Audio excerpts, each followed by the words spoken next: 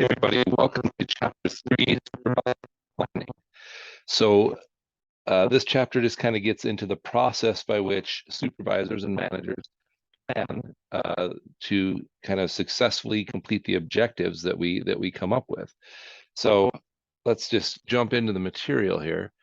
Again, I won't read them all to you. I think you can recognize those, but recognize that there's kind of a difference between strategic planning and just planning. So planning is what it sounds like, that we decide what needs to be done and who's supposed to do it. And it's a daily function of being a manager, right? And it's really a daily function of being of anything. I mean, when I come into work, I kind of lay out, here's things I need to accomplish this week. Here's things I need to accomplish today. And at the beginning of my school year, I have to plan out the things I need to accomplish that year. And some things are even bigger than that. So even on an individual level, we do planning.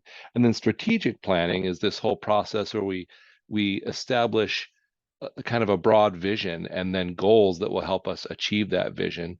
Some things will be long-term and some things will be short-term. So Peter Drucker, who's kind of a famous management consultant, says that we need to we need to consider these five important questions when we are planning. The first is, what is our mission? What are we trying to do? And that's usually established by senior leadership in conjunction with everybody at an organization. Many places will let everybody kind of chime in on what they think the mission should be, and even other stakeholders such as our customers and our suppliers. We want to hear from them before we decide what our overall mission is. Who is our customer? What does our customer value? And what are our results? And then what is our plan? So we know what our mission is, and we know what we would consider positive results and what our customers want. Now we can build a plan around that. So our mission is usually in a mission statement. Probably anywhere you've worked has had a mission statement. Sometimes it's something that you're like, yeah, I can really buy into that. And other times it just feels like this silly thing that management made up, and you're like, yep, there's our mission. And so again, as good managers, we want to try to get people to buy in to the mission statement. And part of that means having a good mission statement and involving people. Oftentimes as a manager, you don't get full say in what senior leadership does. And so then your job is to help people buy into it. And then a vision statement, right? That kind of management's view of what the company will become. And it's kind of all about those core things that make the organization what it is. Goals and objectives. So there's this says department objectives. I would say those are things done at the lower level of the broad organization. So again, like here at EAC, our business division, we might have department or divisional objectives, and our job is to make sure they're aligned with the broader organization's goals.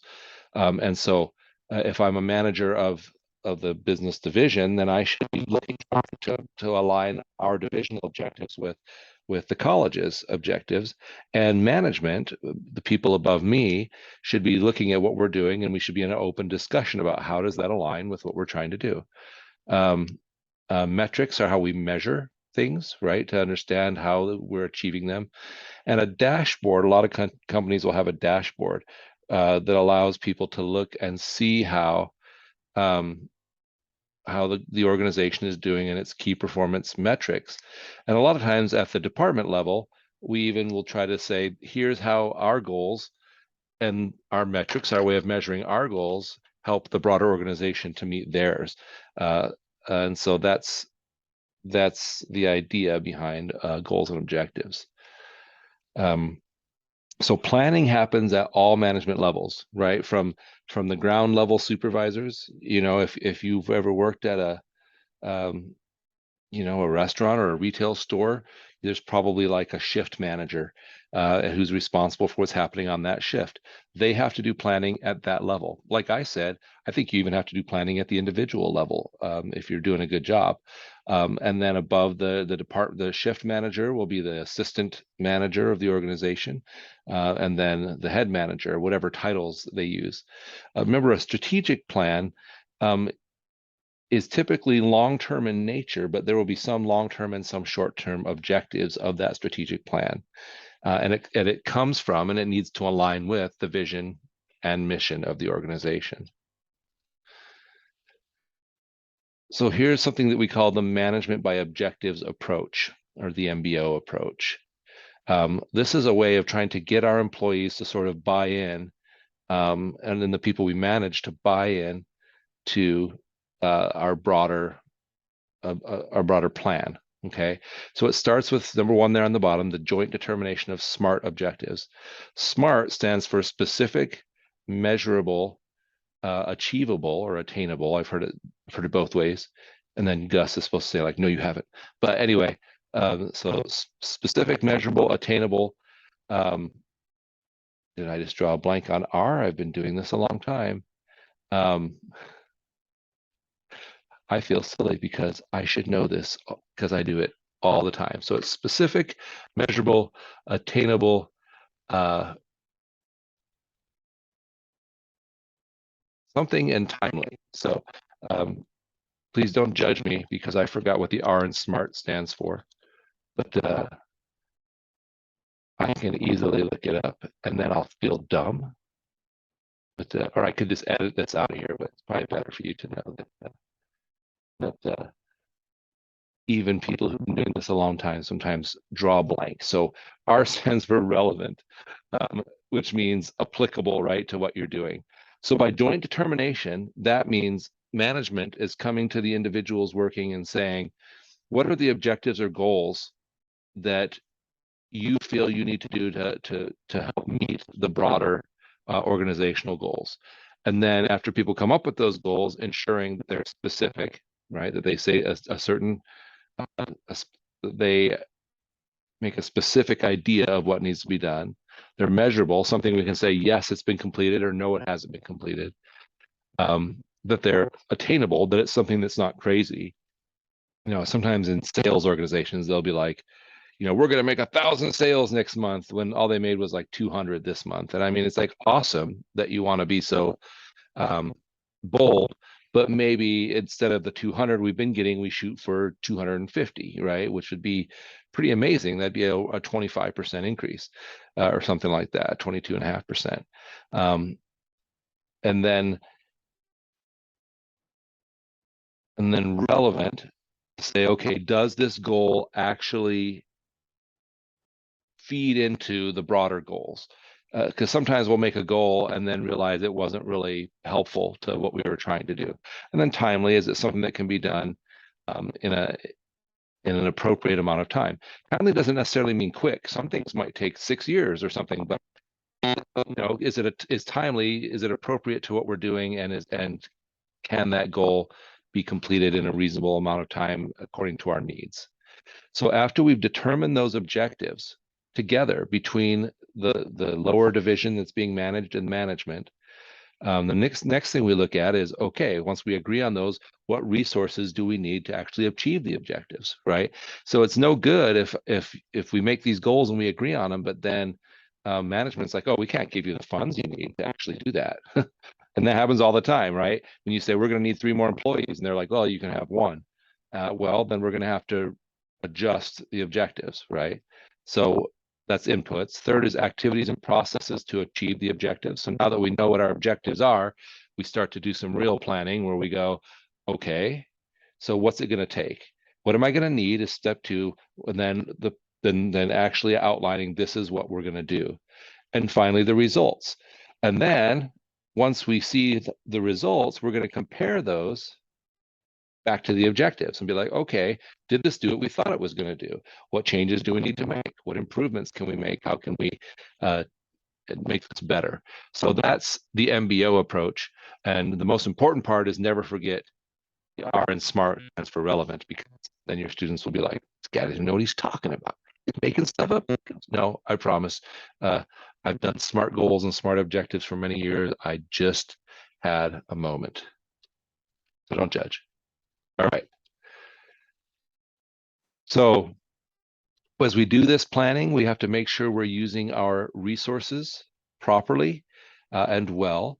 One resource that we have to make sure we're using properly is called human resources. That means people.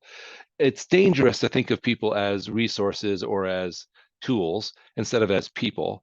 And yet we do have to recognize sometimes in a planning way, we have to, make sure we have the people we need to get the things done that we need to, make sure they're properly trained, and so forth. And so I would warn against thinking of people just as a resource or as a tool for at your disposal. But at the same time, from a planning standpoint, sometimes you have to say it's going to take 10 people to do that job. It's going to take a person with this specialized skill set or this specialized knowledge set to complete this goal. And so we have to think that way in planning, but then treat people in the way they deserve to be treated, which is like people. The resources we have to consider: time, right? We have to plan the amount of time it's going to take in employees, the amount of overtime it might take, other schedules and other things. This is one of the things that really threw off people during COVID, right? Because they had to like completely revamp how they thought about time management and how to get people working on specific jobs. We also have to plan for inventory. This mentions just-in-time inventory control systems. You'll learn more about that in some other classes. But in essence, instead of having a bunch of inventory sitting there, we just want to pull it from suppliers at just the right time. And so scheduling our inventory to have the right amount of inventory, it's really frustrating if you need certain things to get the job done and then you go and they're not there, right? That's frustrating.